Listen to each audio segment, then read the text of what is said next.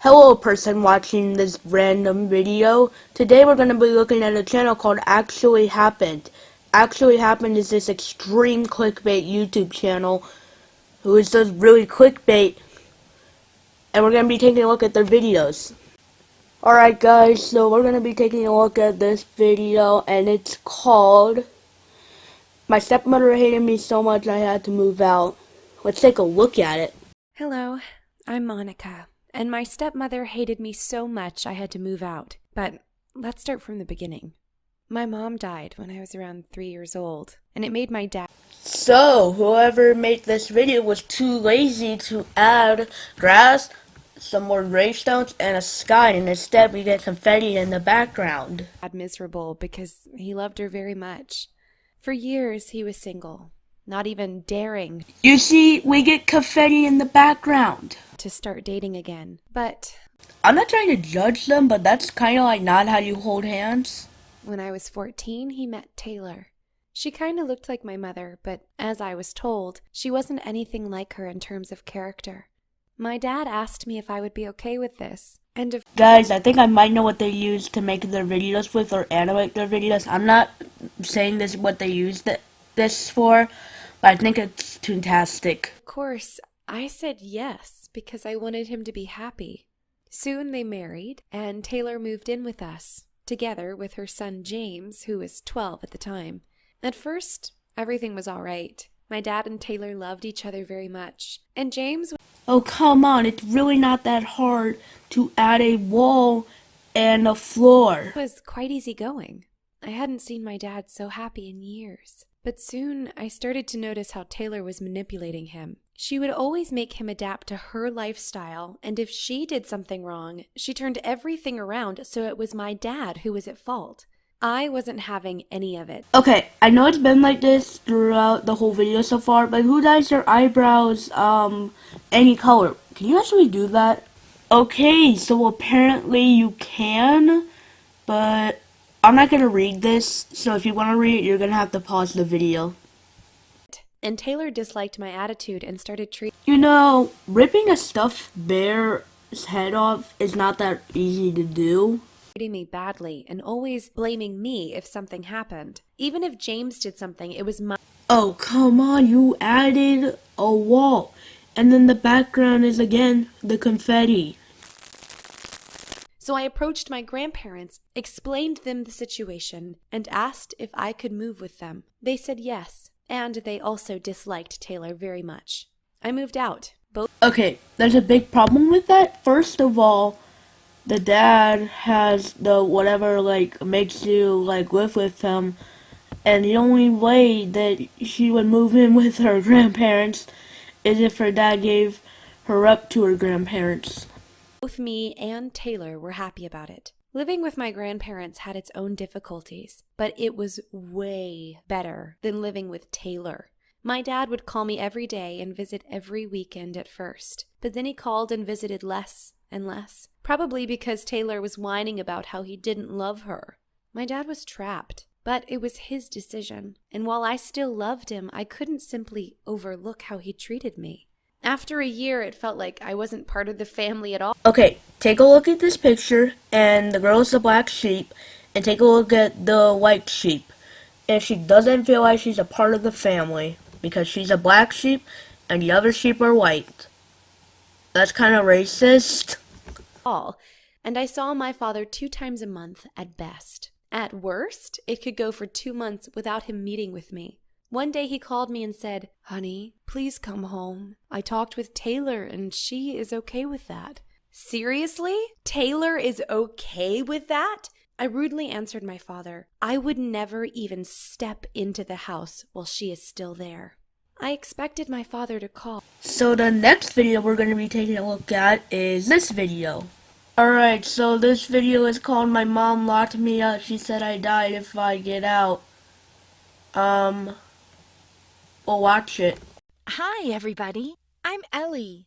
You know, sometimes some disasters can turn a person's life into their own personal hell. Well, at least we don't have a confetti background. But my case is a little different.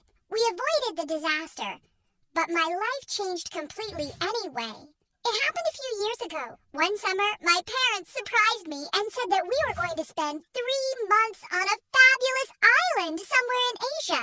They were going to rent a villa, and we were going to enjoy living in paradise for the whole summer. But the thing is, I didn't want to go at all. It was my last summer at school, and I wanted to spend it with my friends. Next year, we would all go to different colleges, and maybe we'd even lose touch. Plus, my birthday is in July.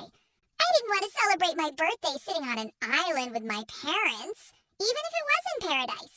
But unfortunately, no one asked my opinion. God damn, it actually happened. My parents had already bought the tickets, and they weren't going to leave me alone at home. So basically, I had no choice. But I was determined to stay home, so I decided to disrupt the trip. Yes, I knew that my parents were going to lose a lot of money. But understand me, it was about 3 months of my life, thousands of kilometers away from my home and my friends. So, our day of departure arrived.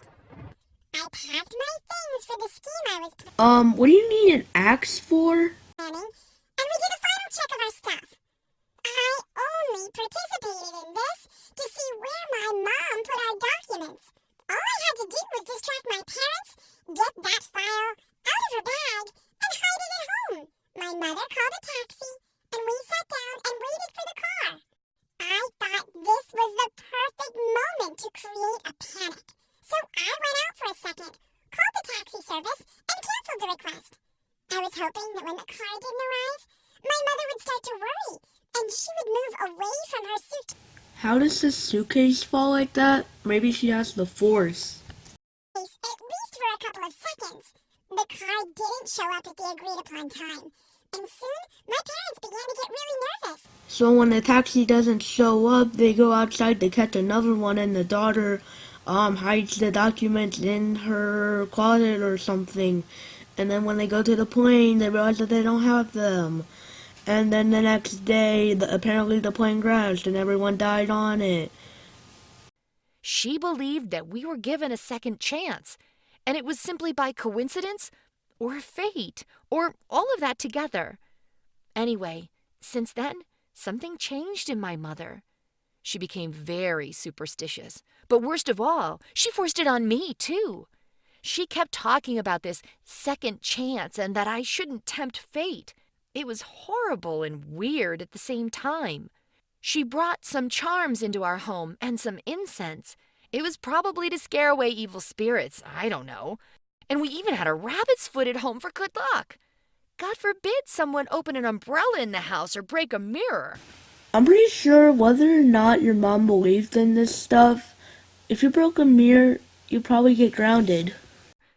My mother even had a catchphrase, knock on wood. She said it whenever she could. I can't imagine what would have happened if Mom had seen a black cat cross her path on the street. It was hard to put up with all this. I never believed in that stuff. But if it made my mom feel better, then whatever. But after one incident, I began to worry about my mother. My dad and I went shopping, and when we got back, we found some strangers at home. Okay, I love how she refers to them as strangers, like as if she's not the weird one making up this story. And they looked very strange. They walked around the house with headphones and some measuring instruments. During all this, my mom sat in the kitchen and quietly watched. But soon, it was my birthday, and it started all over again. The thing is, my birthday is July 13th, and that year it fell on a Friday. My mother sent me to my room and locked me up there. What the hell was this? Am I a prisoner in my own home? Apparently, my mom had just gone crazy. No, I was not going to stay in the house, and no door was going to stop me. So I took some sheets and tied them together to make a rope. I've seen it in the movies. Yeah. I managed to get out of the window, and I ran to my friends. Oh, what a night it was. We had so much fun together. I finally got distracted from my problems at home, and we just enjoyed the rest of the night. Only this night, with my best friends, was totally worth the damn trip. We did everything. We danced to the point of exhaustion and played different games, and of course, we cried because it could be our last summer together. I was finally able to forget about all my problems at home. But like all good things, our party was coming to an end and I had to go back home before my parents woke up and discovered my escape. When I got back to my house, I started climbing my makeshift rope. I had almost made it to my window when I heard a crack. The sheet was starting to tear from my weight. A second later, I began to fall and was just screaming from fear. The scream woke my parents up and they ran out to see what had happened. When I tried to get up, I felt a wild pain in my leg and I screamed again. It looks like my leg was broken. I've seen it in the movies. My parents quickly took me to the hospital. I was x-rayed and got a cast on my leg.